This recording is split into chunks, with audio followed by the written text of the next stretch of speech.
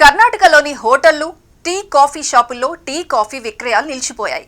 రాష్ట్ర వ్యాప్తంగా అన్ని హోటళ్లు, స్టాల్స్, బేకరీల్లో only black coffee, black tea మాత్రమే అమ్ముతున్నారు. అంతేకాదు యూపీఐ ద్వారా చెల్లింపులను కూడా నిలిపివేసి కేవలం నగదు మాత్రమే తీసుకుంటున్నారు. టీ స్టాల్స్, హోటల్లో వచ్చిన మార్పుపై ప్రజలు ఆశ్చర్యపోతున్నారు. రొటీన్గా ఫోన్ పే చేయడానికి అలవాటు పడ్డవారు నగదు సర్దుబాటు చేయడానికి నానా తంటాలు పడుతున్నారు. ఇంతకు కర్ణాటకలో ఏం జరిగింది? అసలు స్టోరీ ఏంటి? ఈ వీడియోలో చూద్దాం. కర్ణాటక రాష్ట్రంలోని చిరు వ్యాపారులంతా టీ కాఫీ విక్రయాలు నిలిపివేయడానికి ప్రధాన కారణం కొద్ది రోజులుగా జీఎస్టీ అధికారులు నోటీసులు జారీ చేస్తున్నారు. 2021 నుంచి 2024 ఆర్థిక సంవత్సరాల్లో డిజిటల్ పేమెంట్స్, యూపీఐ లావాదేవీల ఆధారంగా జీఎస్టీ విభాగం అధికారులు ప్రత్యేక డ్రైవ్ చేపట్టారు.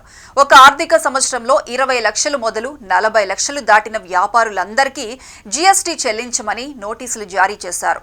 కూరగాయల వ్యాపారం చేసుకునే శంకర్ గౌడ్ అనే వ్యాపారికి గత 4 ఏళ్లలో 1,63,00,000 లావాదేవీలు చేశారని, జీఎస్టీ కింద 29 లక్షలు కట్టాలని నోటీసులు ఇచ్చింది. తన ఆదాయం జీఎస్టీ పరిధిలో లేకపోయినా ఒకేసారి 29 లక్షలు కట్టమని నోటీసులు వచ్చాయని వాపోయాడు.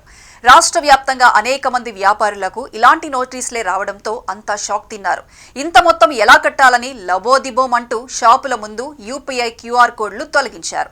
నో యూపీఐ, ఓన్లీ క్యాష్ అంటూ నోటీసులు అంటిస్తున్నారు.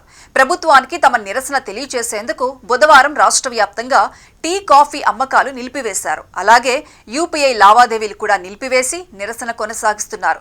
ఇదే విషయంపై వ్యాపార సంఘాలు సైతం నిరసనకు దిగుతున్నాయి. ఈ నెల 25న రాష్ట్ర వ్యాప్తంగా నిరసన బంద్కు పిలుపునిచ్చాయి. వ్యవహారం ముదురుతుండటంతో సీఎం సిద్ధరామయ్య వ్యాపారులను బుజ్జగించే ప్రయత్నాలు చేపట్టారు.